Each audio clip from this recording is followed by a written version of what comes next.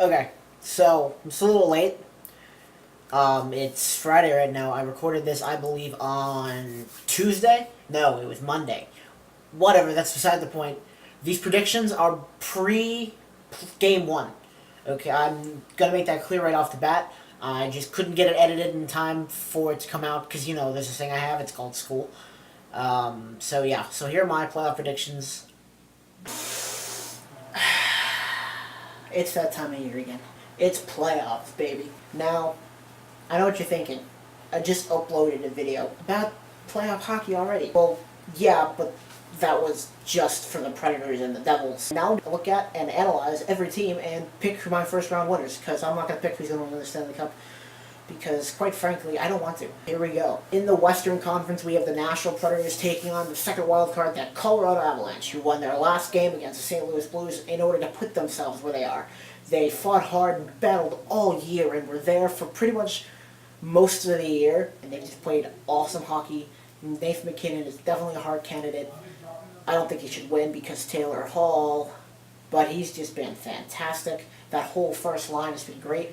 They're a lot like Chicago was last year in terms of playability against the Nashville Predators. They have all their offense on one line, and they have a decent blue line. Their goaltending has been good this year. It's been a little shaky at times, but Jonathan Bernier's come up big when he's had to, when Simeon Varlamov was out, and they've just done a pretty good job this year. Now that's their issue. Simeon Varlamov is out, and so is Eric Johnson. On the other hand, you have the Nashville Predators, the President Cup Trophy winners, the current Western Conference champions. They won the West this year in terms of the regular season, and they won the Central Division in terms of the regular season. It's going to be pretty hard to beat them, let's be real. But anything can happen, and as of right now, kind of because of bias and just because of the way they stack up against each other, I'm going to pick the Nashville Predators. I'm going to pick them in 6 games because I think the Colorado Avalanche can win at least 2 in their home building. Next up, in the Central Division, the Winnipeg Jets and the Minnesota Wild. Boy, hold on, the Winnipeg Jets, sir? Huh. If you told me that preseason, I would have kind of laughed at you. Steve Mace must have been doing pretty good for them. No. Connor Hellebuyck. I knew it. Before the season even started, I remember saying to my friends, and before we were doing our fantasy picks, is that Connor Hellebuyck is going to be a beast this year, even though he'll be in the backup role. Well, it lasted about 2 games, I think. And then I think Steve Mason actually got injured at some point during the season. I don't remember when. But Connor Hellebuyck stepped in after I think Mason gave up 12 goals in 2 games against the Maple Leafs and some other team. I don't really pay attention. I don't remember that far back. But then Connor Hellebuyck came in and he set franchise records dating back all the way to the the Atlanta Thrashers. Oh boy. Alright then. And they're going to the playoffs for the second time in the Winnipeg Jets history of the franchise, and 3rd time overall in the franchise, dating back to the Atlanta Thrashers. Now, their defense is solid. They're very active D. They're big. They're huge dudes back there on the blue line, and they're just a big, heavy team in general. I think they match up very well against the Anaheim Ducks and the LA Kings and San Jose Sharks. They don't really feel like a Central Division team, but boy, do they battle. And because of that, and I know that there's a lot of really good scorers on the Minnesota Wild, but Minnesota Wild aren't known to get it done in the playoffs. And even though the Winnipeg Jets don't have a playoff win, I'm still going to pick the Winnipeg Jets just because they're a heavier team, they're more offensive, and I just think they're just more talented overall in general, which leaves the Winnipeg-Nashville series, which is pretty sought after right now in the second round. Everyone wishes it could be in the first round, but whatever. And now, to the Pacific Division. In the Pacific Division, Vegas Golden Knights will be taking on the Los Angeles Kings. What? The Vegas Golden Knights. Yeah, that sounds about right. So this is a huge rivalry in the making. They've actually had some pretty good battles here, and this entire season they've been really good. Vegas has kind of had the Kings' number. I'd have to go back and look at the season series, but I remember the first couple games, the Vegas Golden Knights were on top of the LA Kings. But the LA Kings have had Anze Kopitar and Dustin Brown to step up and have huge years. I think Dustin Brown's recording career high numbers, along with Anze Kopitar. They've been great, and they've just good scoring from everyone. They've gotten good goaltending. Their big players have stepped up, and their defense has been pretty good. I don't think Drew Doughty's been as good as he could be, but that's when I've seen him play the Predators and Devils, and both the Preds and the Devils have had the Kings number this season. They were just completely blown out by the Devils, and the Preds usually just kind of walk all over them in general, or at least this season they did. This is going to be a really tough series. Vegas Golden Knights are out to prove something, to prove that they belong there. They don't want to be out first round, but the Kings have experience. And I think in the long run, I'm going to take desperation. I think the Vegas Golden Knights are going to go to the second round. They're a more desperate team, and as Peter Laviolette says, desperation wins every time. Let's go to the other game in the Pacific Division, where the San Jose Sharks will take on the Anaheim Ducks. Boy, it's going to be a bloodbath. It's probably one of the toughest series to call, and I really don't know who's going to win. I think the Sharks are sleepers this year in terms of people paying attention to them. They've been great all season, and they have a great blue line. They're really coming into their own. They've gotten the scoring they've needed to for the most part. Evander Kane's been huge for them since the trade deadline, and Martin Jones has shown that he's a beast. He got over his sophomore slump last year. I don't think he was that great last year. He's really come back and proven to everyone that he is who he was his rookie year. And because of that, and I'm not saying John Gibson isn't good. He's been great. He's had a business season. I just don't think their defense can get it done. They haven't this year, and I don't think they're going to get as much scoring as they need in order to beat the San Jose Sharks. And because of that, I think it's going to be San Jose Sharks. So San Jose and the Vegas Golden Knights will be in the second round.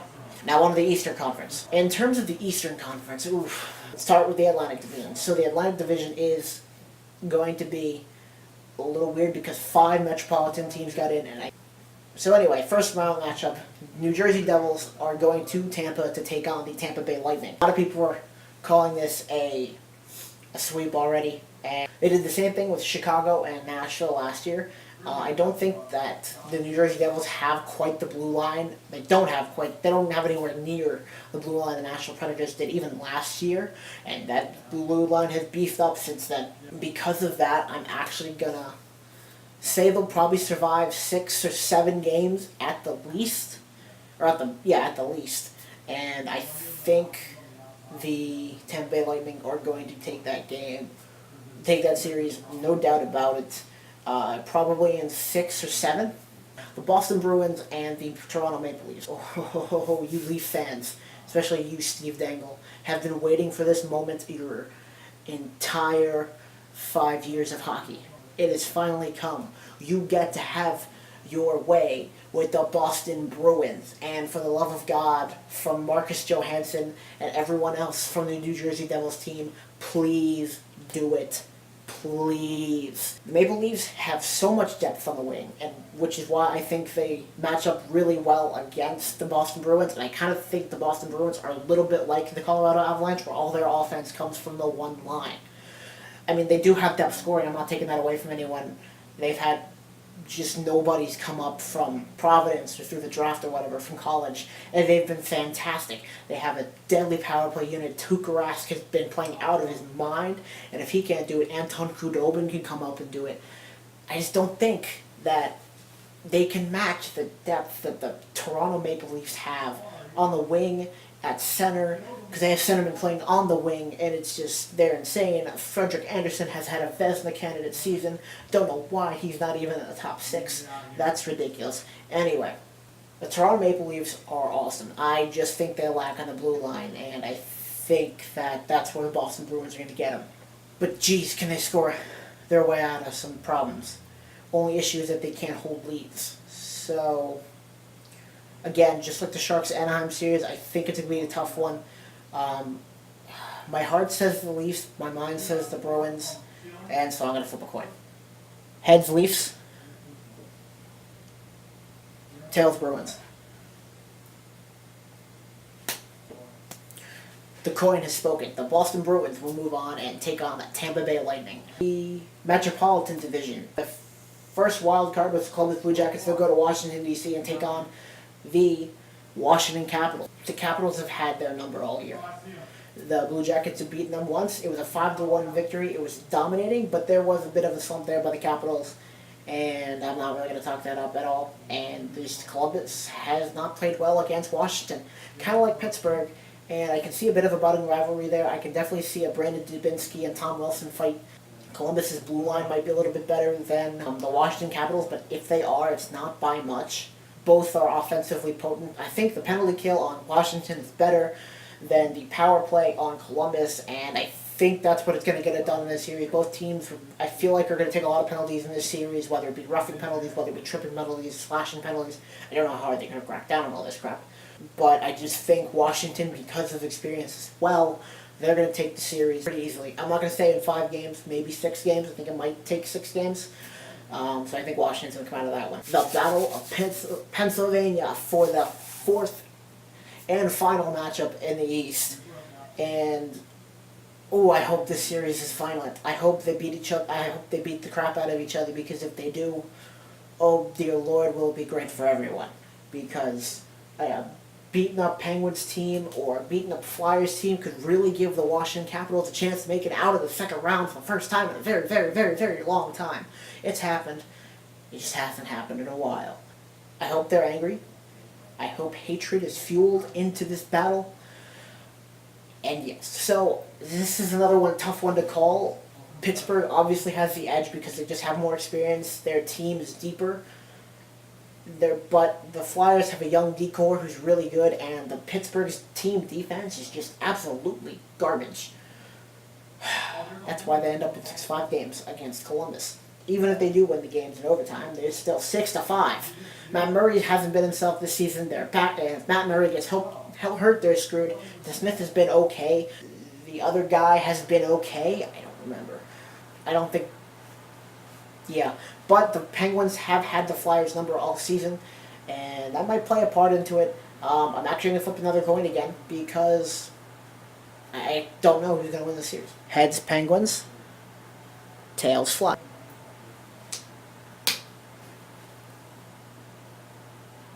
It is once again tails. It is once again tails, so I'm going to pick the Philadelphia Flyers to move on and take the Washington Capitals, and they might actually have a chance to get past the first round for once. Alright. If I jinxed your favorite team, I'm very sorry. Unless you're the Penguins. Then I'm not sorry. Here comes the outro.